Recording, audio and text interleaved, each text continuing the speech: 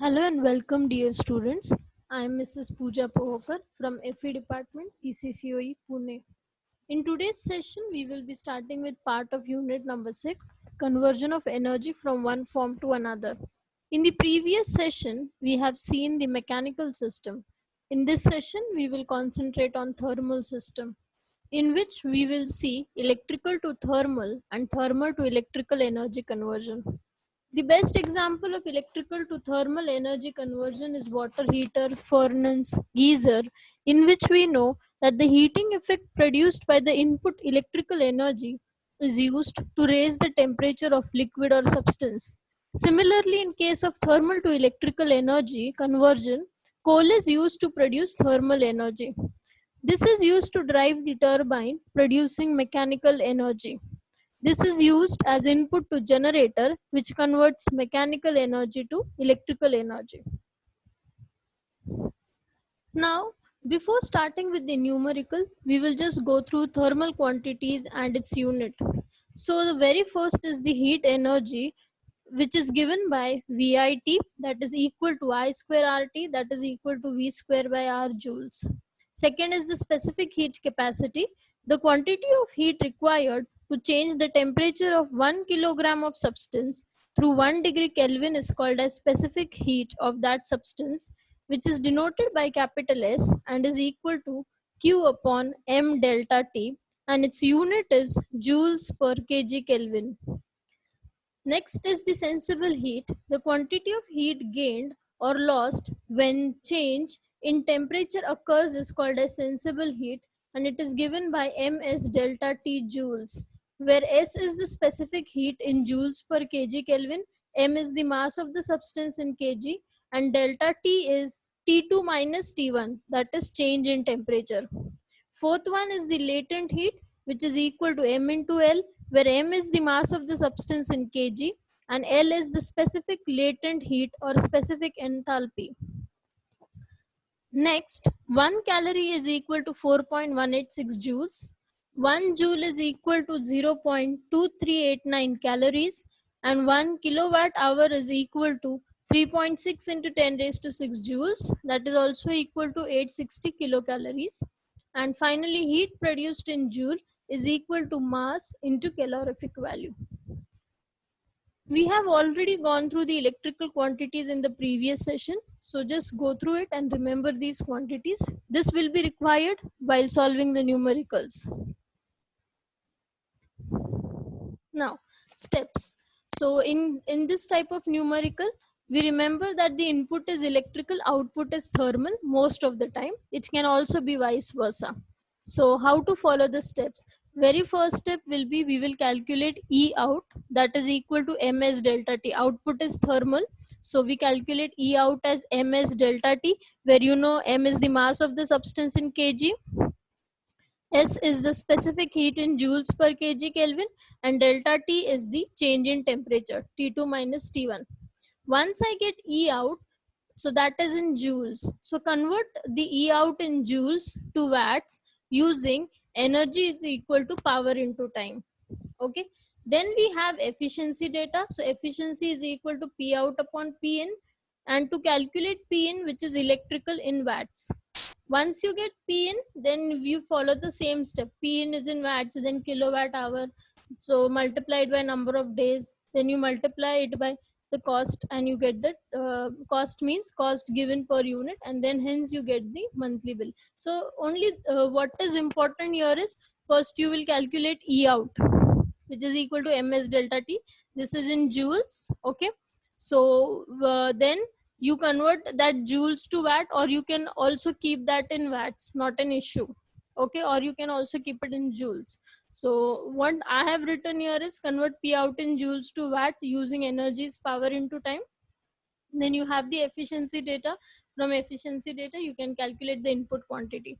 Now input you will require in watts. You convert that to kilowatt. Then you multiply it with number of hours.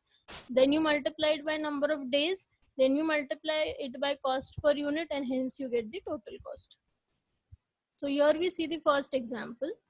So a bucket contains 20 liter of water at 20 degrees Celsius. A 2.5 kilowatt immersion heater is used to raise the temperature of water to 95 degrees Celsius. The overall efficiency of the process is 90%, and specific heat capacity of water is 4200 joules per kg degree Kelvin. Find the time required for the process. So here the given data is mass. Mass given is 20 liters, that is equal to 20 kg. S is given 4200 joules per kg Kelvin. T1 is 20 degrees Celsius. T2 is 95 degrees Celsius. Here they have given us the input power. So that is 2.5 kilowatt. Efficiency is 90%. What we want to find is time. As we have discussed before, first step is to calculate E out, that is equal to ms delta T. Put the values, you get E out. Next, I know the efficiency. So I calculate E in as E out upon efficiency. So I get E in. E out I have kept in joules, so E in will also be in joules. Once I get E in joules, I know power, okay? And I also know the relation that power is equal to energy upon time. So I put the values and I get time as, I get the time as 46.67 minutes, okay?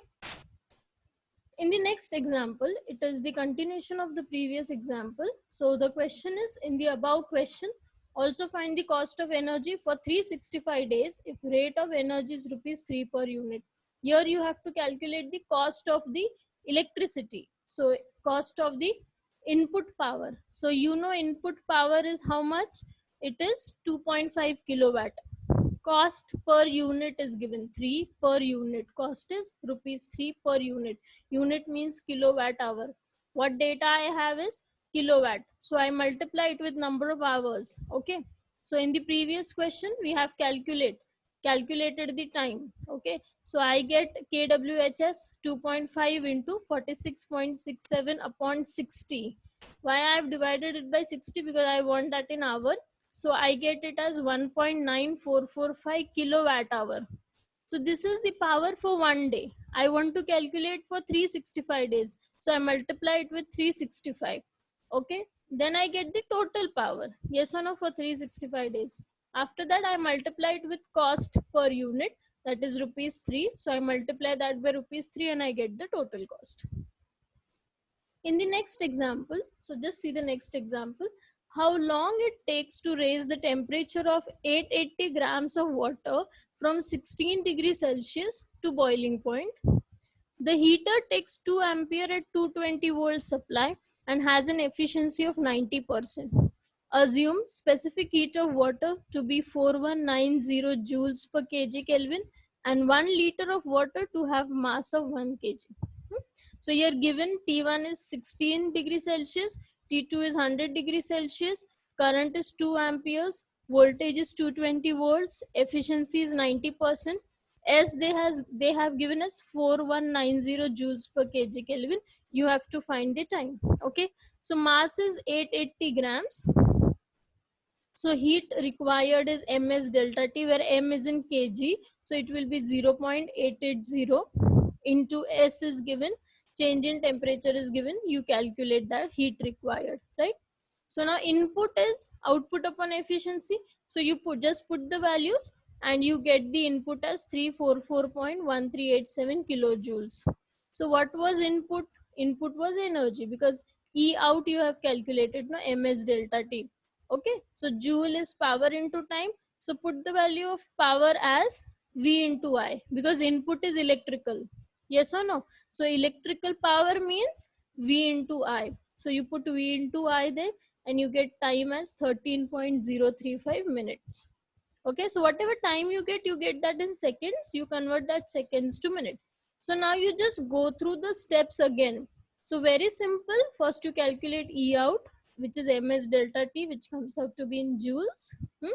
Then from efficiency you calculate input energy, but input is electrical, so you will always require to calculate the power. So power, you know the relation, energy is power into time. Okay, so you put the relation and you just find out the data that you need. Okay, and next electrical, you know 1 unit of electricity kilowatt hour, multiply it with number of days, then you multiply it with the cost, you get the total bill. Okay, students, I hope you have understood about this system. And if there are any queries, we can discuss that in the discussion session. Okay, thank you.